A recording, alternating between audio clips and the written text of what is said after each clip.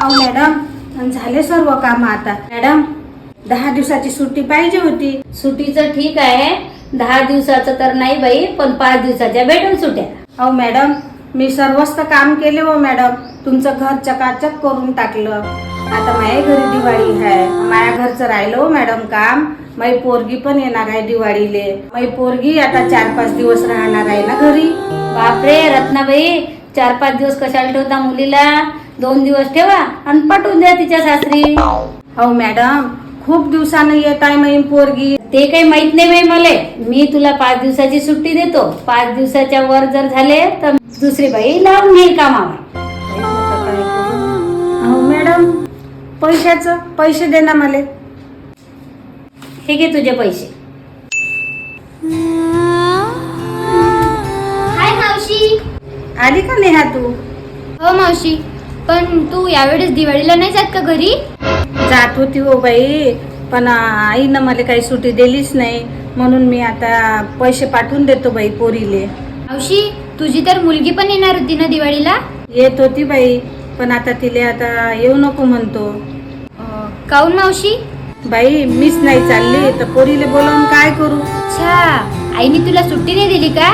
बरं थांब इथंच तू. आई, काय म्हणता ग नेहा, कशाला ओरडू राहिली? अगं आई, तू मावशीला दिवाळीला जायला सुट्टी का बरं नाही दिली? 10 दिवस सुट्टी मागितली नाही त्यांनी. 10 दिवस कमी झाले का? आई, आता दिवाळीच्या सुट्ट्या लागल्या ना, मी पण मामाकडे चालली 10 दिवस. पण तू आत्ताच तर आली पुण्यावरून, आत्ताच मामाकडे चालली. नेहा तू आली की मला खूप बरं वाटते ग. नाही बेटा, 10 दिवस मामाकडे काही जाऊ नको, तू इथेच राहा.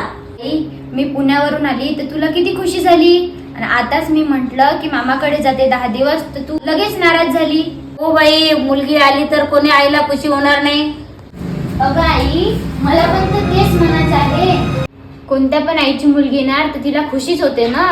मग मला सांग, त्या मावशीची मुलगी येणार आहे तर तिला किती खुशी होत असणार.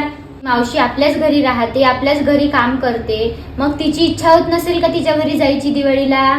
मग ती तिच्या गावाला जाऊन 10 दिवस तिच्या मुलीसोबत राहणार तर काय बिघडलं? तिला पण जाऊ दे ना तिच्या मुलीच्या भेटीला तिच्या गावाला.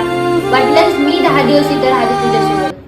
ठीक आहे, सांगून दे मावशीला. आई, मी लगेच मावशीला सांगून येते.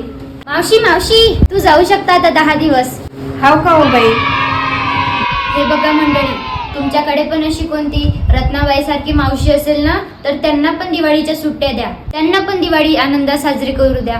कारण प्रत्येकालाच हे कुटुंब आहे आणि सुट्टीची गरज त्यांना पण असते. तुम्हाला पण ऍडव्हान्स मध्ये हॅपी दिवाळी.